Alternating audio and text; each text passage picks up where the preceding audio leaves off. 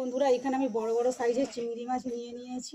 এই চিংড়ি মাছটা দিয়ে আজ আমি পটল চিংড়ি করে আপনাদের দেখাবো। আপনারা বিভিন্ন রকমভাবে পটল চিংড়ি করে খেয়েছেন, কিন্তু আমার রেসিপিটা সম্পূর্ণ আলাদা। তাই আপনারা দেখতে থাকুন ভিডিওটা কিভাবে বানাচ্ছি।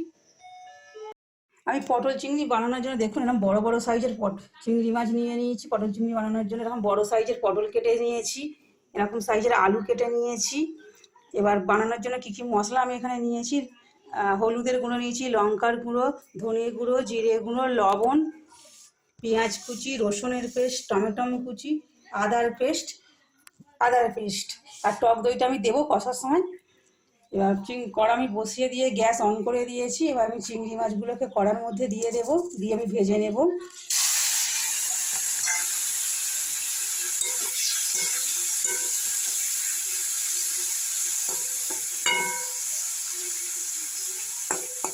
আপনারা অনেকেই অনেক রকমভাবে পটল চিংড়ি খেয়েছেন, কিন্তু আমার রেসিপিটা সম্পূর্ণ নতুন পদ্ধতিতে করা। তাই আমার ভিডিওটা আপনারা দেখতে থাকুন, শেষ পর্যন্ত ভিডিওটাকে দেখবেন, স্কিপ করবেন না। স্কিপ করলে বুঝতে পারবেন না। চিংড়ি মাছটাকে আমি এখানে ভেজে তুলে নিয়েছি। এবার আমি কড়াতে তেল দিয়ে দিয়েছি। এবার পটলগুলো আমি কড়ার মধ্যে দিয়ে দেবো, দিয়ে আমি লাল লাল করে ভেজে নেব।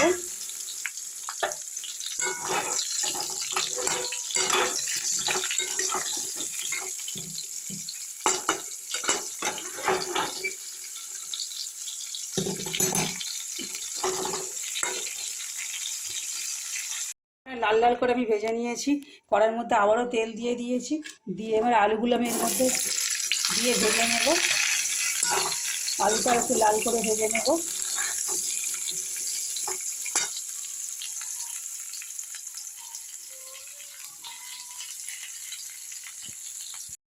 আলুটাও ভেজে তুলে নিয়েছি, লাল লাল করে ভেজে নিয়েছি। দেখুন আলু আর পটল লাল করে ভেজে নিয়েছি। আবারও কড়াতে তেল দিয়ে দিয়েছি। এখানে আমি দুটো মাঝারি সাইজের পেঁয়াজ নিয়ে নিয়েছি, রসুনের পেস্ট আর টমেটো, এগুলো একসঙ্গে আমি দিয়ে দেবো।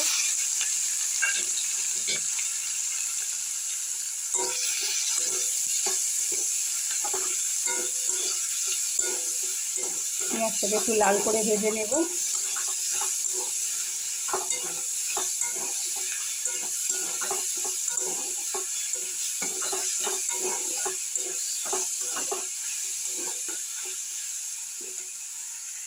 রসুন টমেটো আমার সব ভাজা হয়ে গিয়েছে এগুলো।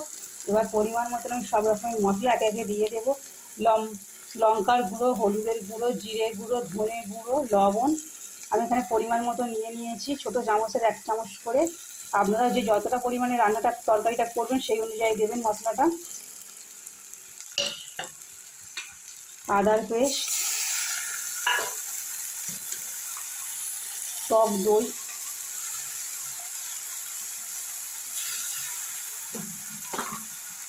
চিনি,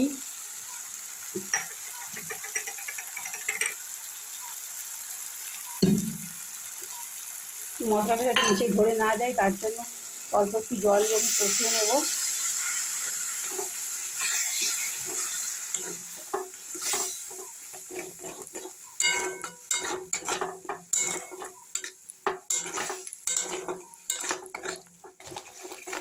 সুন্দর একটা গন্ধ বেরিয়েছে, দেখতেও কত সুন্দর দেখতে লাগছে, খেতেও ঠিক ততটাই সুন্দর লাগবে। আপনারা এইভাবে বানাবেন পটল চিংড়ি, আশা করছি আপনাদের ভালো লাগবে। এবার ভাজা আলু আর পটলটা আমি এর মধ্যে দিয়ে দেবো, দিয়ে এইভাবে একটু কষিয়ে নেব।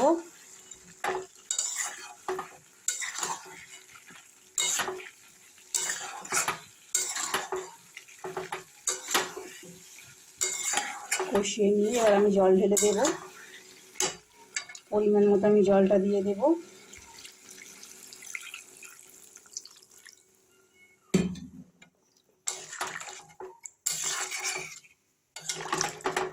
এবার আমি ঢাকা দিয়ে দেব।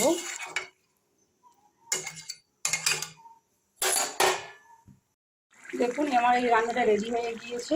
এবার এর মধ্যে আমি চিংড়ি মাছটা দিয়ে গরম মশলা দিয়ে আমি নামিয়ে নেব। চিংড়ি মাছটা দিয়ে দিলাম। এবার গরম মশলা নিয়ে নিয়েছি, গরম মশলাটা দিয়ে দেবো, দিয়ে এইভাবে একটু আমি নেড়ে নেব।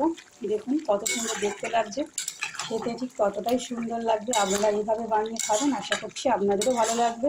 যদি ভালো লাগে লাইক, কমেন্ট ও শেয়ার করবেন, এবং যদি আমার চ্যানেলে নতুন হন অবশ্যই চ্যানেলটিকে সাবস্ক্রাইব করবেন।